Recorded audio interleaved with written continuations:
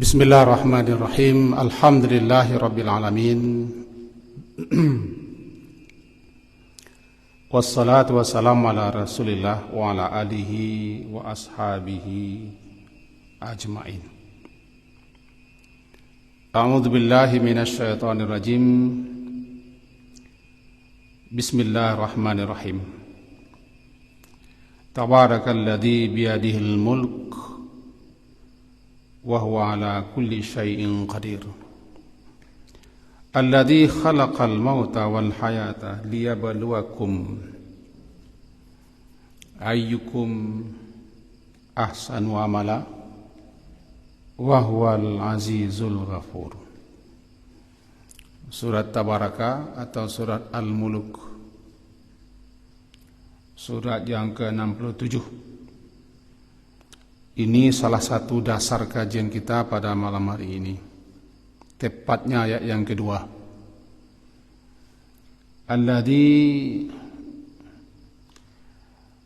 yang khalaqa, yang menciptakan al-mauta, kematian, dan al-hayata, kehidupan. Liyabluwakum, agar supaya yablu yablu, dia menguji, mencobai kamu, ayyukum, siapa di antara kamu, ahsanu amala, yang terbaik amalannya, wa huwal azizul ghafur, dan dia al-aziz, maha perkasa lagi maha pengampun.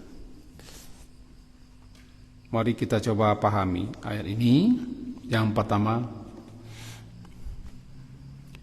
kematian atau mati, kehidupan atau hidup adalah makhluk yang Allah ciptakan. Mati adalah makhluk, hidup adalah makhluk, dan dia adalah ciptaan Allah.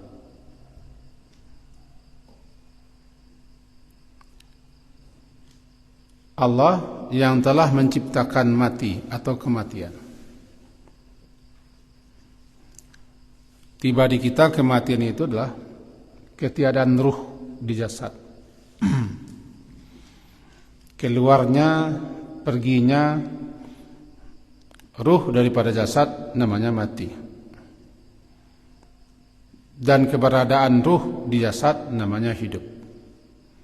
Maka selagi ruh ada di jasad, hidup. Ketika jasad telah ditinggalkan oleh ruh, mati. Itu pula namanya tidur itu mati. Karena ketika tidur, ruh kita keluar meninggalkan jasad. Maka jadilah tidur itu kematian kecil. Dan juga disebut tidur itu dengan wafat. Allahu yatawaffal anfusa hina mautiha wallati lam tamut fi manamiha.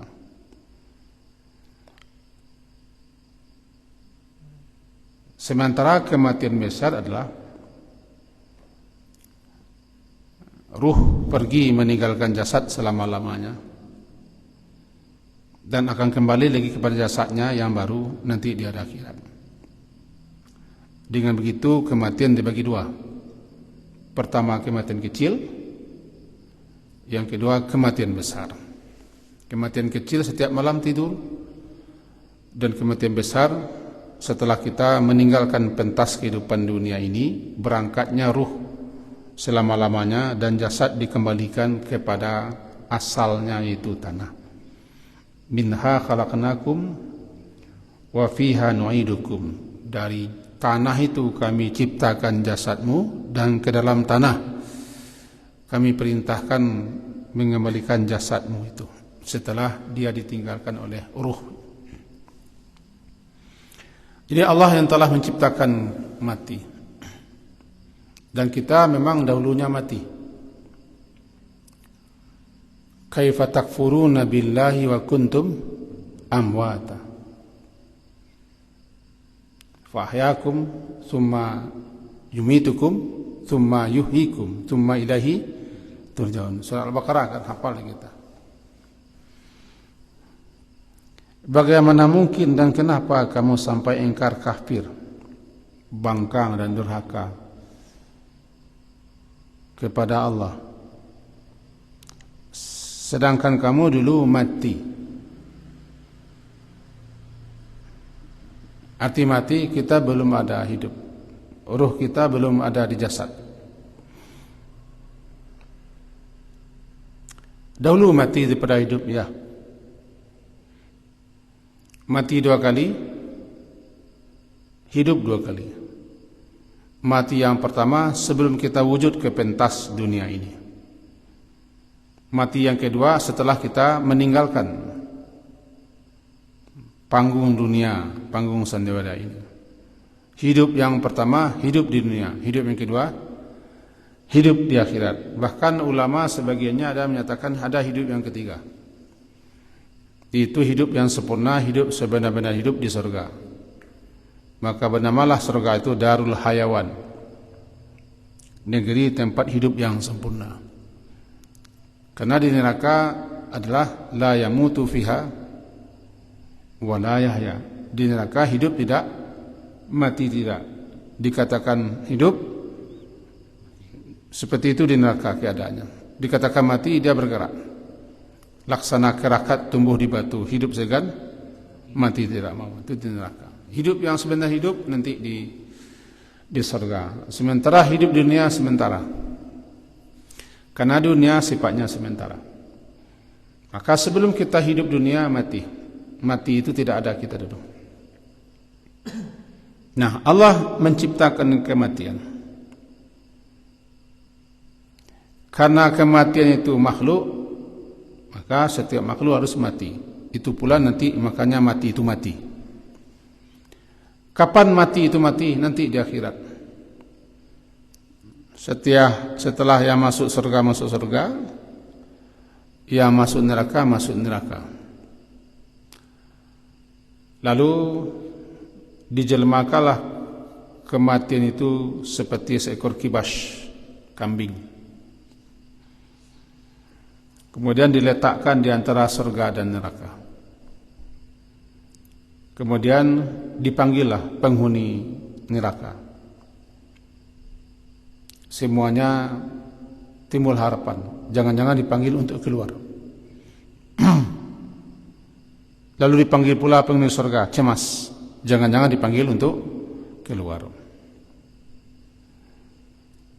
Lalu kepada mereka dibilang, semua penghuni surga dan semua penghuni neraka, apakah kalian kenal ini? Mereka menjawab kenal. Karena ketika itu kematian sudah menjelma menjadi seekor kibas kambing, yang kepada masing-masing penghuni surga dan neraka diberi pemahaman dan pengertian bahwa itu adalah kematian. Nah, sekarang kematian itu dimatikan. Maka lalu disembelihlah kematian yang sudah dijelmakan menjadi seekor kambing. Matilah mati. Bergembira penduduk surga, menderitalah penduduk neraka. Karena kematian sudah mati, berarti tidak lagi mati, yang tinggal cuma hidup. Lalu yang hidup di surga bergembira karena mereka tidak akan mati-mati. Yang menderita penduduk neraka karena mereka juga tidak akan mati-mati. Bahkan mereka meminta mati, tidak diberi mati. Itulah dia kematian dan kehidupan. Kehidupan dunia menyelamati. Itu mati yang kedua. Dan sekarang kita menunggu mati. Tapi sebenarnya ditunggu atau tidak ditunggu, dia pasti datang pada waktunya. Di tempat yang telah ditentukan dia datang. Kita tidak bisa mengelak kalau sudah tiba waktunya, dan tidak bisa lari daripada tempat yang telah ditetapkan di mana kita mati. Bahkan kita akan datang ke tempat di mana kita ditetapkan untuk mati. Surah Ali Imran nanti. Bahkan penyebab mati pun kita tidak tahu. Dan dalam keadaan apa kita mati pun juga kita tidak tahu. Ini sekelumit tentang mati. liyabluwakum li agar supaya Dia Allah yang telah menciptakan mati dan hidup, yabluwa menguji, ibtila menguji, mencobai kamu, li agar supaya yablu dia mencobai, menguji kamu, ayyukum siapa di antara kamu yang terbaik amalannya. Artinya apa? Kamu akan dipikulkan suatu perintah dan larangan dalam kehidupan dunia ini. Dibebankan, diberi kamu taklif berupa berbagai macam perintah-perintah dan larangan-larangan. Lalu dijadikannya perintah-perintah dan larangan itu sebagai ujian. Kita ulang. Kamu dalam hidup di dunia ini ditaklif. Setelah kita mencapai usia mukallaf, lalu kita ditaklif, diberi tugas dan beban, kewajiban.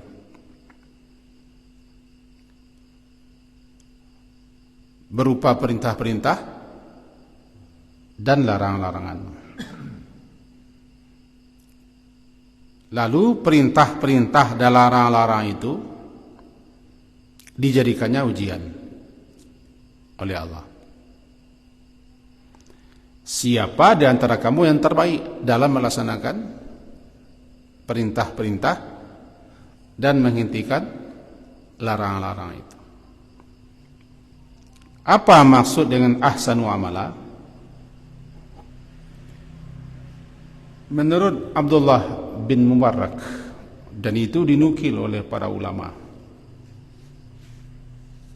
yang dikatakan ahsanu amala itu adalah aswabuhu wa akhlasuhu. Aswab yang paling benar, yang paling baik. Kalau akhlas, yang paling ikhlas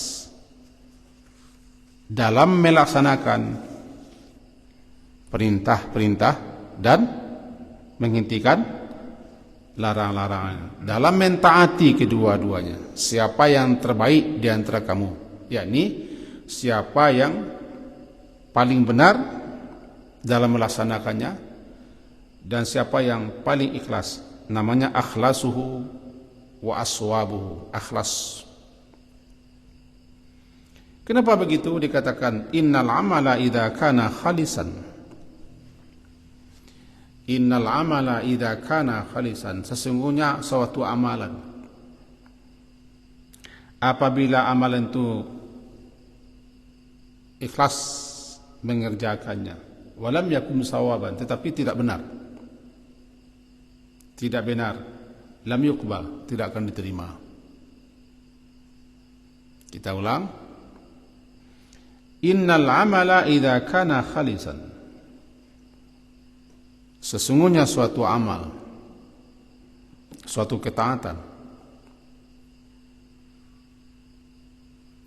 apabila dikerjakan dengan ikhlas, walam yakun shawaban, tetapi tidak benar dalam pelaksanaannya,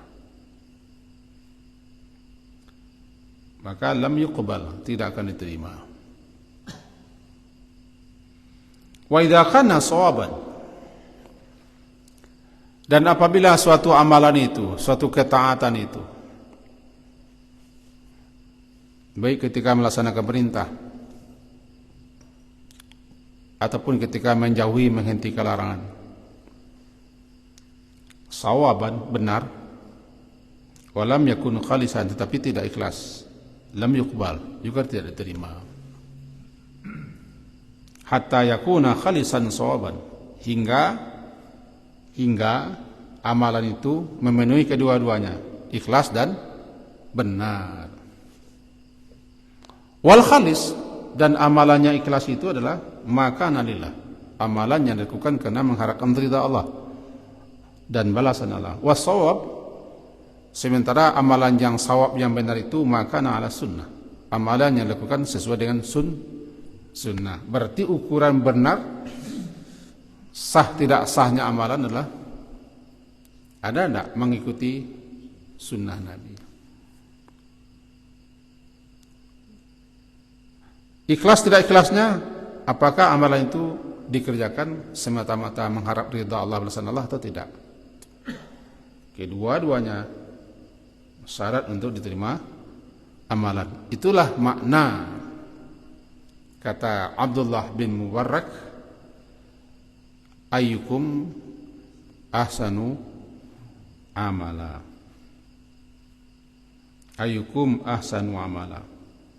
Untuk itu mestilah setiap amalan yang kita lakukan berupa perintah dan larangan itu yang Allah jadikan itu sebagai ujian,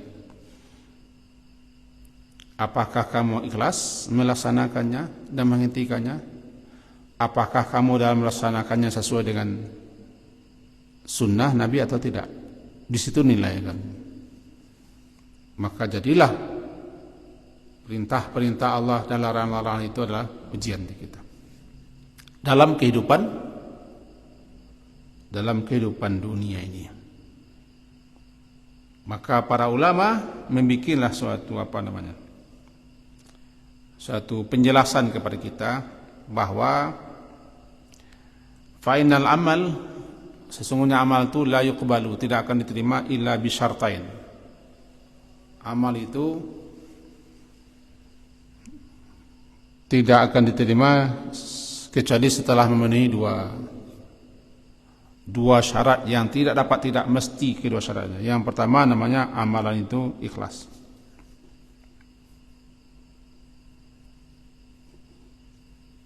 Yang kedua harus mencocoki sunnah Nabi sallallahu alaihi wasallam. Apa itu ikhlas? Nah, ini dia ikhlas. Banyak definisi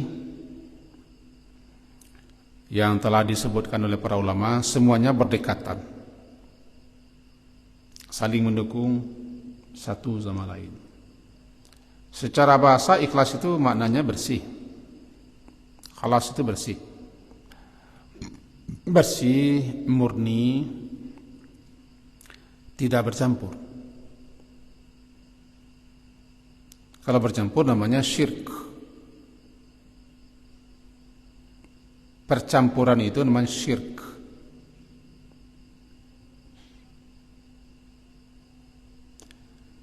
Jadi sesuatu yang bersih, sesuatu yang murni adalah sesuatu yang tidak bercampur dengan yang lain.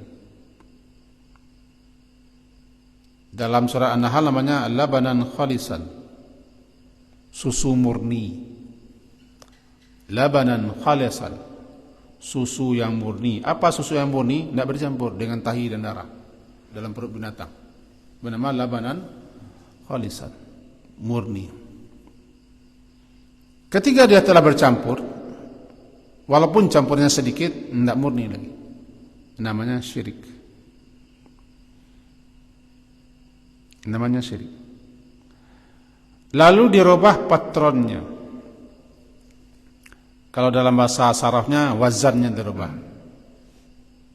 menjadi wazan if'al. Af'ala yuf'ilu if'al, akhlasa yukhlisu ikhlas.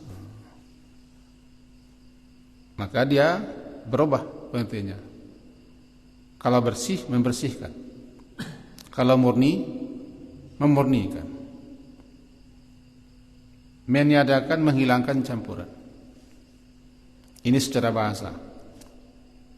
Kemudian dikaitkan dengan niat, maka hendaklah niat itu, keinginan itu, maksud kita melakukan suatu amalan murni, bersih daripada campuran apapun. Berusaha kita untuk membersihkannya, memurnikannya, meniadakan campuran daripada maksud-maksud, tujuan-tujuan, kehendak-kehendak, kemauan dan motivasi lain kecuali hanya libtigha'i mardatillah, mengharapkan ridha Allah atau wajhillah, baru dia murni. Makanya kita sebutkan tadi secara bahasa supaya tertangkap apa itu ikhlas. Lawan ikhlas adalah ria. Ria itu syirik kecil. Tolong mukaram, air gelas aqua yang bersih pakai tusuk. Ikhlas liyabluwakum ayyukum ahsanu amala.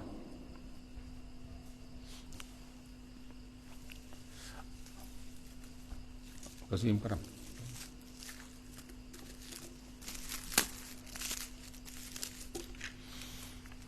Ini air murni, tidak ada campuran,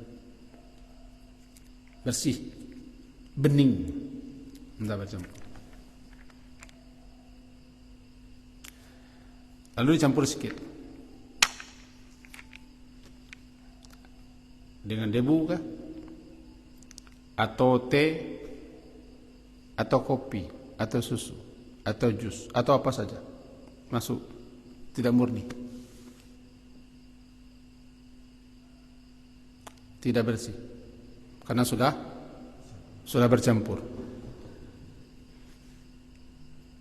tidak khalis. Apapun campurannya, telah terjadi namanya syirk, persekutuan, persenyawaan bahasa kimianya. Telah terjadi persekutuan, telah ada join dia.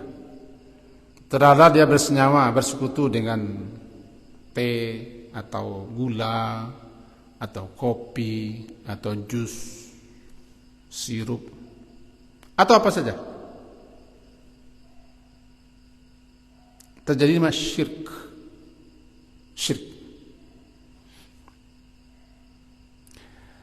Kalau kita campurkan dia dengan gula, maka gula itu namanya syarik.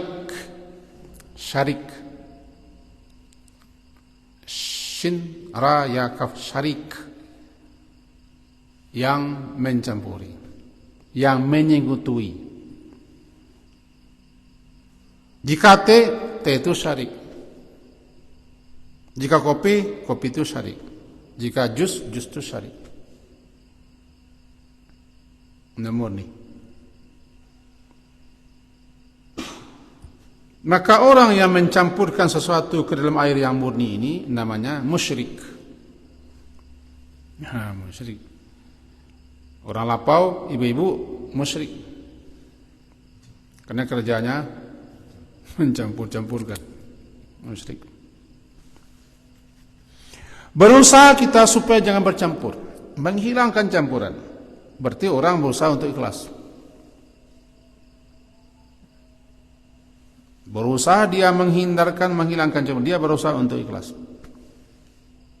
Bagaimana supaya bersih? Kalau sudah bersih, khalis. Pelakunya mukhlis. Mukhlis lawannya musyrik. Orang yang mukhlis adalah orang yang betul-betul berusaha untuk memurnikan, membersihkan semua amalannya daripada campuran niat apapun juga. Dan ini tidak gampang, tidak mudah. Perlu ilmu, perlu iman, dan perlu latihan. Ilmu,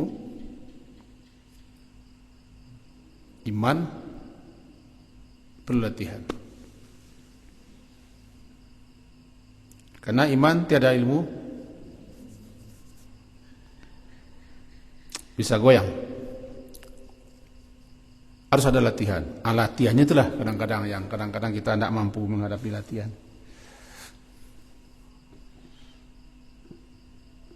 Karena kita beramal kalau betul-betul mengharapkan ridha Allah atau balasan Allah, maka kita tidak butuh kepada manusia. Pujiannya kah, sanjungannya kah, hadiahnya kah, ganjarannya kah, apa saja tidak butuh. La nuridu minkum jazaa wala syukura. Kami tidak menginginkan daripada kamu jazaa, balasan dan ucapan terima kasih, tidak butuh. Itu makanya ikhlas itu tidak mudah. Perlu banyak latihan.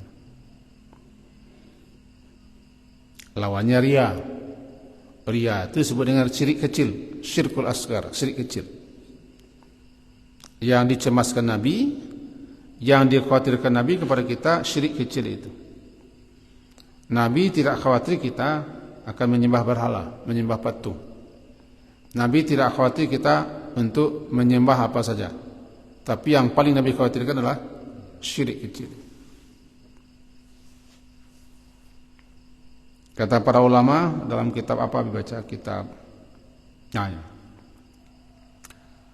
nama kitabnya kalau tidak salah Silsilah A'malil Qulub, kalau tidak salah, di bab ikhlas. Hendaklah ada seorang guru, seorang alim yang menspesialkan waktunya untuk membahas topik ini kepada jamaah, kepada murid-muridnya, kepada orang banyak, supaya duduk betul apa yang ikhlas. Karena menjelaskannya tidak pedas sambil lalu. Karena ada bab khusus.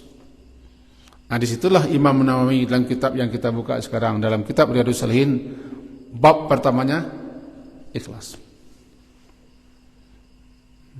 Imam Nawawi rahimahullah, bab pertamanya ikhlas itu. Karena kitab yang susun, kitab itu lebih mengarah kepada amalan. Namanya Riyadhus Shalihin. Latihan untuk orang-orang yang ingin soleh. Gitu. Itu ikhlas. Dalam segala hal kita dituntut untuk ikhlas. Ada salah seorang tokoh sufi yang terkenal, yang beliau itu hidup di abad ke-9. Berasal daripada Tustar. Tustar itu di Persia, Iran sekarang. Iran. Dulu kan Iran itu Persia. Tustar.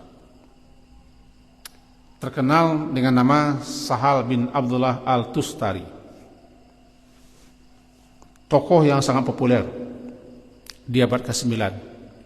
Dan beliau mempunyai tulisan-tulisan yang banyak, dan salah satu kitab beliau yang terkenal adalah Tafsir Al-Tustari. Ada orang berkata kepada beliau, qila li Tustari. Dikatakan orang kepada Sahal Al-Tustari, ayyu syai'in asyaddu 'alan nafs? Ayyu syai'? Apa gerangan yang paling berat, yang paling sulit, yang paling susah atas diri kita? Jawaban beliau, ikhlas. Ikhlas. Ikhlas itu asyaddu, paling susah, paling berat, paling payah. Alan nafs, atas diri, atas jiwa. Karena ikhlas itu li'annahu laisa lahu fiha nasibun. Dalam keikhlasan itu tidak ada padanya, pada diri kita ada keinginan untuk mendapatkan jatah bagian daripada dunia. Selagi ada kemauan kita, keinginan kita untuk mendapatkan nasib jatah bagian dunia, belum ikhlas. Karena dia harus murni semata-mata mengharapkan ridha Allah. Ya, kalau ini memang berat ini. Sangat berat ini. Memang asyaddu syai', yang paling berat ala nafsi. Tidak ada kemauan, keinginan sedikit pun untuk mendapatkan nasibun, jatah bahagian dari dunia ini. Sebutlah pangkat, gelar, jabatan, nama baik, disanjung, dipuji, coba semua. Dalam beramal, dalam beramal. Sulit. Tapi dengan catatan, bukan berarti kita tidak dalam berbuat amal lalu kita tidak mau menerima apa-apa, itu tidak jadi hidup kita. Seorang guru tidak mungkin dia mengajar kalau tidak dapat tunjangan atau gaji atau honor. Diterimanya tunjangan, diterimanya gaji atau honor supaya dia bisa mengajar. Karena dia tidak bisa mengajar, sebab dia butuh makan, dia butuh minum, dia punya tanggung jawab, dia punya anak, punya istri. Dia harus ada pangan, ada papan, ada sandang, ada kesehatan, ada pendidikan 5. Zaman sekarang 5. Sandang, pangan, papan, kesehatan, pendidikan. Tidak bisa. Dia terima, tapi dia mengajar itu bukan itu tujuannya. Ini ya. Jadi bagaimana kita guru-guru mengajar, jangan jadikan itu tujuan utama. Tujuan utama kita mengajar, menyebarkan ilmu, karena kita orang alim, untuk mengharapkan dari Allah, dan itu perintah. Perintah untuk orang alim adalah mengajar. Ini menyambung bicara kita sore tadi. Perintahnya mengajar karena dia orang alim. Perintah orang yang berharta untuk berzakat, berinfak. Perintah orang yang punya kekuatan, berikan kekuatan. Begitu seterusnya. Laksanakan perintah itu. Tapi kita tidak bisa melaksanakan perintah kalau kita tidak bisa, tidak makan. Maka kita butuh makan. Terimalah gaji, terimalah honor, terimalah tunjangan. Sekedar untuk bisa memenuhi kebutuhan kita selaku manusia.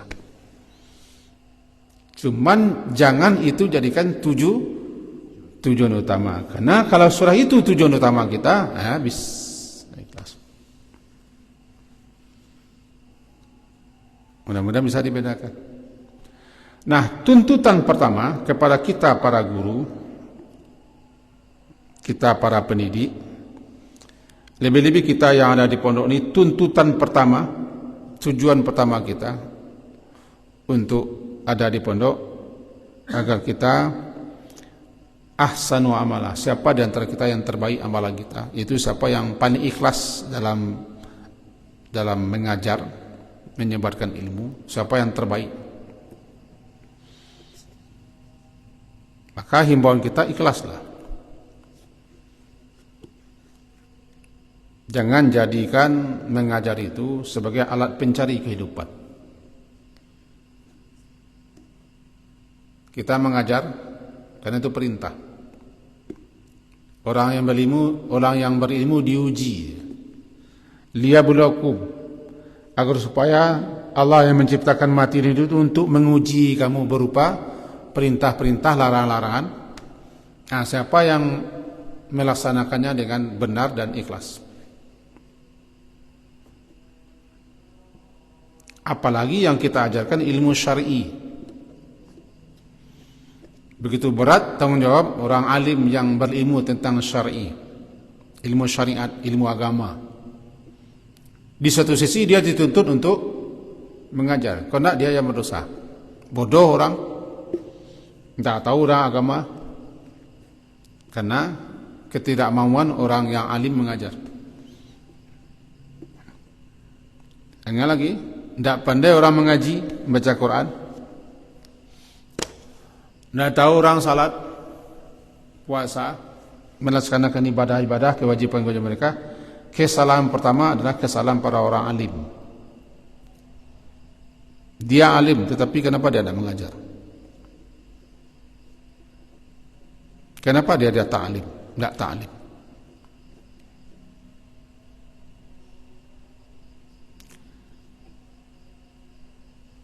Di samping kesalahan orang yang bodoh,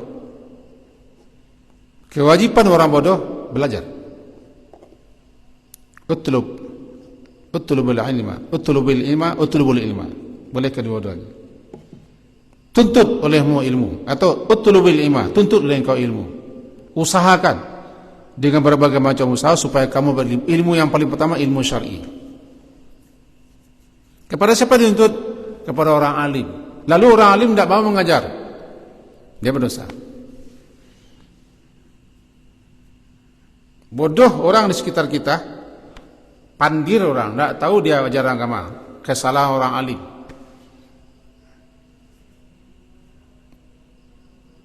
Karena yang dituntut ketika itu orang alim.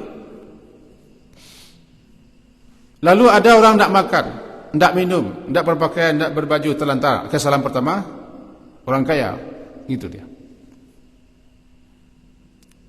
Orang kaya kenapa dia tidak berzakat, tidak bersedekah? Kesalahannya pada orang alim. Kenapa dia tidak mengatakan orang kaya? Kalau orang kaya tidak mau, dia yang salah. Dia bertali-tali. Makanya kita orang yang ada sedikit ilmu tentang syariat, kepada kita dipikulkan beban untuk mengajar. Di samping untuk mengamalkan ilmu, mengajar. Anda kalau tidak mengajar, salah. Lari daripada tempat mengajar, salah. Tidak tahan.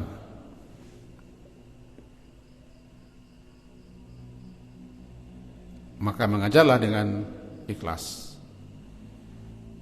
Allah akan berikan ganjaran, pahala, derajat, keutamaan dan rezeki.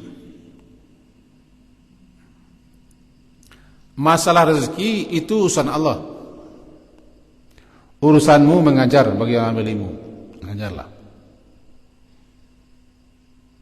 Lalu kita sudah mengajar dan kita luangkan waktu untuk mengajar, habis waktu kita mengajar. Kemudian kita tidak dikasih ganjaran honor, boleh minta. Karena hak kita.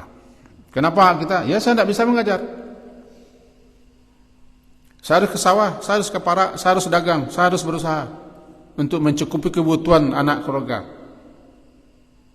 Maka terpaksa saya mengajar tidak full. Misalnya begitu. Saya hanya mengajar berapa? 1 jam 1 hari. Kenapa saya ke sawah ke parak? Kenapa begitu? Tidak bisa. Anak saya sekolah, dia punya baju, dia butuh makan. Ada yang sakit, istri saya, rumah saya gimana? Boleh, tapi jangan tidak mengajar. Ada. Saya hanya mampu mengajar sekian jam 1 hari. Selebihnya saya mencari usaha. Jangan habiskan waktu untuk berusaha tapi tidak mengajar. Salah besar. Andaikan di habis center ini tidak digaji, tidak dihonor, tidak dikasih tunjangan, jangan berhenti mengajar. Tetap mengajar. Cuma jangan habiskan waktu untuk mengajar. Karena kita punya tanggung jawab. Minta kepada orang yang menanggung jawab itu. Mana gaji saya? Mana honor saya? Saya harus mengajar. Kalau tidak bisa saya mengajar. Yang salah itu dijadikan tujuan utama. Nah, itu yang utama. Itu yang tidak benar. Maka himbauan kita kepada orang alim, kepada mubali, pada juru dakwah, ikhlas itu dulu. Dan ini sangat sulit. Kenapa sulit? Saya juga berlatih untuk ikhlas. Karena saya juga mengajar. Baik formal ataupun non formal, harus ikhlas. Ikhlas itu bukan berarti lillah. Lillah dalam bahasa orang kampung, lillah salah. Rupanya orang kampungku memahami lillah, barangkali ya lillah sajalah. Tidak ada dikasih apa-apa, lillah sajalah. Nah, apa-apa, waktunya sudah habis untuk mengurus masjid. Azan ya, qamat ya, imam ya, maco tali ya, doa ya, membersihkan masjid ya, buka WC ya, untuk masjid ya juga. Ikhlas sajalah. Apa hendak hidup dia? Apa ikhlas? Lillah, ana lillah, tidak ada apa-apa. Awak demi Allah. Ini salah kaprah. Salah kaprah. Dikembali kita kepada yang tadi.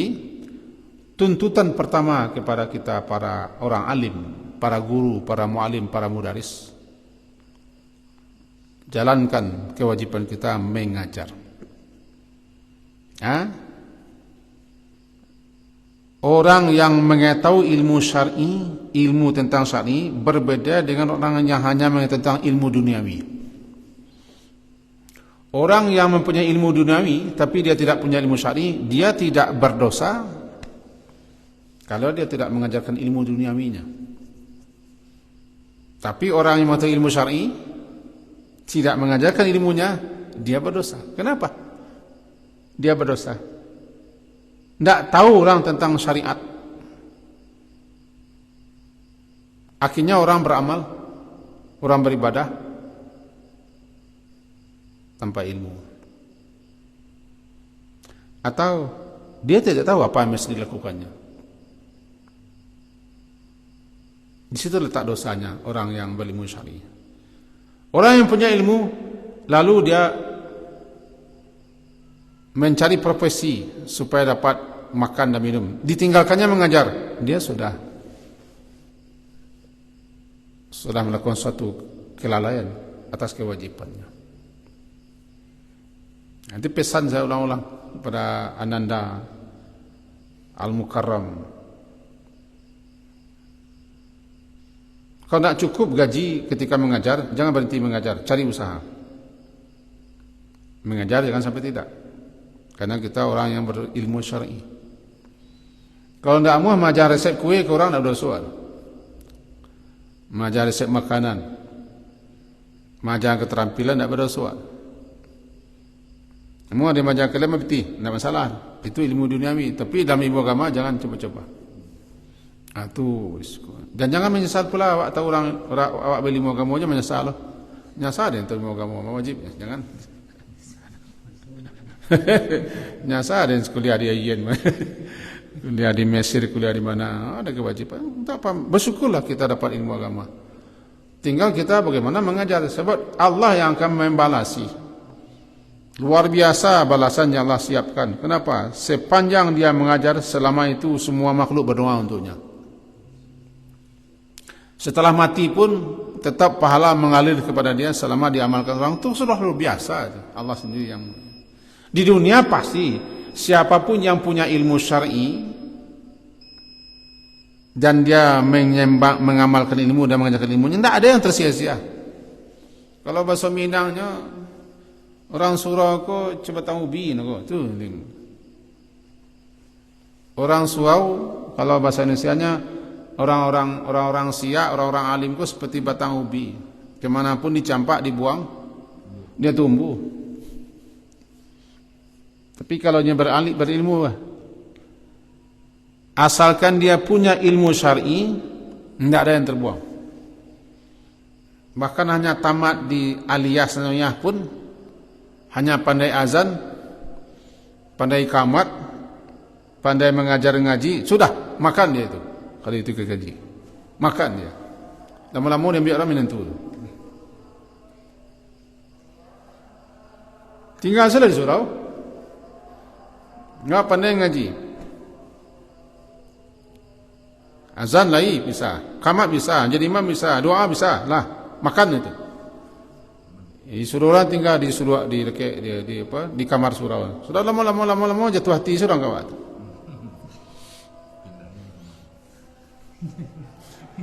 Tapi cobalah tamat sekolah umum. Tidak ada punya ilmu agama sama sekali. Tidak ada punya ilmu agama. Tidak, pengurang. Kuliah tidak, keterampilan tidak ada. Kuliah tidak, keterampilan tidak ada. Itu mah biar-biar nasi saja. Tapi sudah juga kalau dia mau tinggal di masjid. Ambo masih WC yang punya pemusajik. Lama-lama jatuh hati je orang kena. Askol saya tinggalnya lah. Sapu-sapu surau kuah, tutup itu surau. Kamu WC jadi. Dapatnya makan saya dapat jadi jodoh. Allah jodoh. Pokoknya lebih berkhidmat. Nah itu kembali kita kepada kaji awal. Alladzi khalaqal mauta wal hayata liyabluwakum, agar supaya dia mencobai, menguji kamu. Itu Allah yang telah menciptakan kematian dan hidup itu. Selama kamu hidup dunia, kamu akan diembankan perintah-perintah dan larangan-larangan, lalu dijadikannya itu sebagai ujian. Dia uji kamu melalui perintah dan larangan itu, siapa yang terbaik amal. Apa maksud yang terbaik amal? Maksudnya apa? Siapa yang paling benar dalam beramal dan siapa yang paling ikhlas dalam beramal. Maka itulah makna ayyukum ahsanu amala wa huwal azizul ghafur. Dia Maha perkasa. Siapa saja yang durhaka, yang bangkang, yang tidak taat, yang tidak patuh ketika dia berikan perintah-perintah larangan, dia Maha perkasa untuk menghukum, tetapi dia juga Maha pengampun. Di mana yang salah, di mana yang lupa, di mana lalai, lalu cepat sadar, dia Maha pengampun atas itu semua. Nah, itu kajian kita malam hari ini. Karena Isya sudah masuk, paling tidak kita sudah mengisi waktu kita malam hari ini. Dan mudah-mudahan kita tidak termasuk orang yang merugi. Dan mudah-mudahan kita tidak termasuk orang yang kena laknat. Kenapa begitu? Ad-dunya mal'unah. Dunia itu terlaknat. Mal'unun ma fiha. Dilaknat siapa saja yang ada di dunia ini. Hilang. Melainkan yang tidak kena laknat zikrullah. Zikir kepada Allah dan orang yang berzikir kepada Allah. Wa mawalah, dan apa saja yang membantu untuk itu. Wa aliman, dan orang alim nak terlaknat. Au muta'alliman, dan orang yang belajar nak terlaknat. Apa terlaknat? Laknat itu kan tersingkir, terjauh daripada rahmat. Itu tujuan manusia dihidupkan di dunia ini untuk